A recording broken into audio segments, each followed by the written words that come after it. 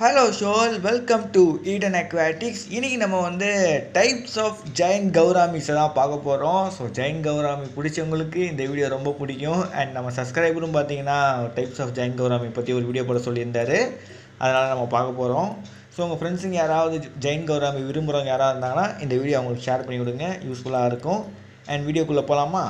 வாங்க.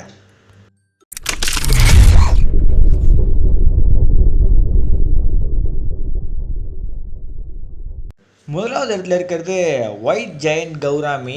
So white ஜெயின் கௌராமிலே பார்த்தீங்கன்னா இன்னொரு ஒயிட் இருக்குது. ஸோ அது பார்த்தீங்கன்னா அல்பினோ கௌராமின்னு சொல்லுவாங்க.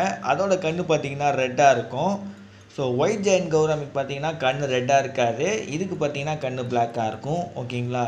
ஸோ இந்த கௌராமிஸ் பார்த்தீங்கன்னா நார்மல் கௌராமியில் ஒயிட் வெரைட்டி. இது வேறு ஏதோ ஸ்பீஷியஸு அப்படிலாம் கிடையாது.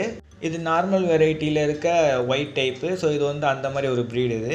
ஸோ இந்த ஒயிட் கௌராமி பார்த்திங்கன்னா நம்ம மார்க்கெட்டில் ஈஸியாக அவைலபிளாக கிடைக்கக்கூடிய ஒரு மீன் இது. ஏன்னா எல்லாருக்கும் இந்த ஒயிட் கௌராமி ரொம்ப பிடிக்கும். அண்ட் எல்லாருக்கும் இந்த மீனை பற்றி நல்லாவே தெரிஞ்சிருக்கும். ஸோ நல்லா யூஸாக வளரக்கூடிய ஒரு கௌராமி தான். ஸோ வாங்க இனி நம்ம அடுத்த வகையான கௌராமியை பார்க்க போயிடலாம்.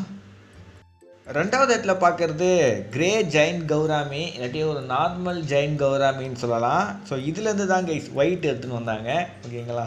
ஸோ இந்த கௌராமி பார்த்தீங்கன்னா நம்ம அக்கிரே ஷாப்பில் ஈஸியாக கிடைக்கக்கூடிய ஒரு கௌராமி தான். ஈஸியாக கிடைக்கக்கூடியதுன்னு சொல்ல முடியாது, ஓரளவு கொஞ்சம் கிடைக்கக்கூடிய ஒரு கௌராமி வெரைட்டி தான். பட் ஒயிட் தான் நான் தெரிஞ்சு அதிகமாக பார்த்துருக்கேன். இந்த மாதிரி கிரே கலர் நான் பார்த்தது கிடையாது. ஸோ இந்த கௌராமியும் பார்த்தீங்கன்னா நல்லா ஹியூஜாக வளரக்கூடிய ஒரு கௌராமி தான். நீங்கள் எப்படி அந்த நார்மல் ஒயிட் ஜெயின் கௌராமிக்கு கேர் கொடுக்குறீங்களோ அதே மாதிரி தான் இருக்கும். பட் இந்த ஒயிட்டு அண்ட் இந்த கிரே, இந்த ரெண்டுத்தில் எது நல்லா இருக்குன்னு கேட்டிங்கன்னா நான் கிரே சொல்லுவேன். ஒயிட்டு பார்த்திங்கன்னா ஒரு மாதிரி பெருசாக ஒயிட்டாக பளிச்சுன்னு இருக்குது. பட் கிரே கொஞ்சம் பெருசாகும்போது டாப்பில் கொஞ்சம் பிளாக் அண்ட் கீழே கிரே, அது பார்க்க கொஞ்சம் நல்லாவே இருக்குது. ஸோ ஏதோ அது கொஞ்சம் கலர் இருக்கிற மாதிரி இருக்குது கைஸ். ஒயிட்டுக்கு அப்படியே ஒயிட்டாக பிளெயினாக இருக்குது. மூணாவது இடத்துல இருக்கிறது red Jain gourami. So red Jain gourami பார்த்தீங்கன்னா ஒரு எக்ஸாட்டிக்கான ஒரு கௌராமி லிஸ்ட்டில் வச்சிடலாம். ஓகேங்களா? ஸோ இந்த கௌராமி கிடைக்கிறதே ரொம்ப ரேரு. ஸோ இந்த ரெட் ஜெயின் கௌராமி பார்த்தீங்கன்னா ஒரு அழகான ஒரு கௌராமி கைஸ். இது நல்லா மெச்சூர் ஸ்டேஜ் அடையும் போது இது பாடியில் வர அந்த ரெட் கலர் இருக்குது, அது பார்க்கவே அட்டகாசமாக இருக்கும். ஸோ பாடியில் பார்த்தீங்கன்னா சம்டைம்ஸ் கீழே ரெட் இருக்குது, அது மேலே பார்த்தீங்கன்னா பிளாக் இருக்குது.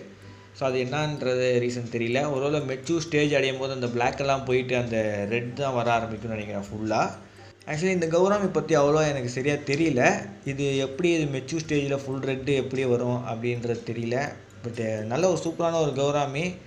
பட் ரொம்ப எக்ஸாட்டிக்கு. கொஞ்சம் இது பார்த்து தெரிஞ்சுக்கணும் அண்ட் வளர்த்தின்னு தெரிஞ்சுக்கணும். ஸோ ஃப்யூச்சரில் வந்த அப்புறம் பார்க்கலாம்.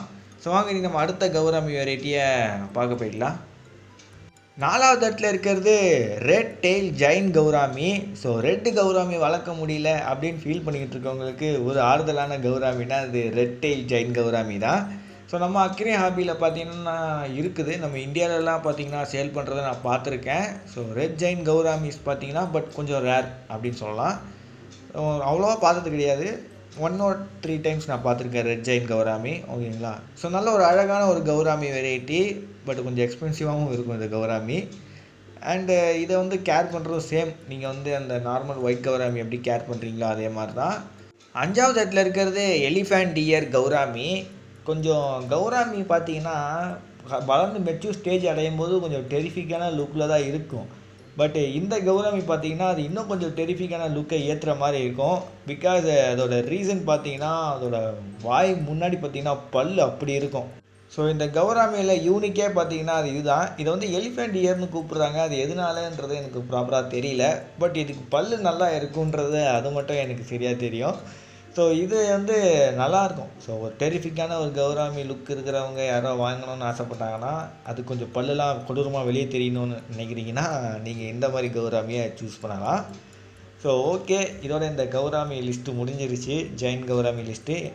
ஸோ இந்த வீடியோ உங்களுக்கு யூஸ்ஃபுல்லாக இருந்திருக்கும்னு நினைக்கிறேன். அண்டு மறக்காம நம்ம சேனலுக்கு லைக், ஷேர், சப்ஸ்கிரைப் பண்ணுறேங்க. உங்களுக்கு இதில் எந்த ஜெயின் கௌராமி பிடிச்சிருக்குதுன்றதை கமெண்ட் பாக்ஸில் சொல்லுங்கள். அண்ட் உங்கள் ஃப்ரெண்ட்ஸுங்க யாராவது இந்த வீடியோ ஷேர் பண்ணி விடுங்க. மறக்காமல் லைக், ஷேர், சப்ஸ்கிரைப் பண்ணுறேங்க. See you in the studio. Bye bye, sure.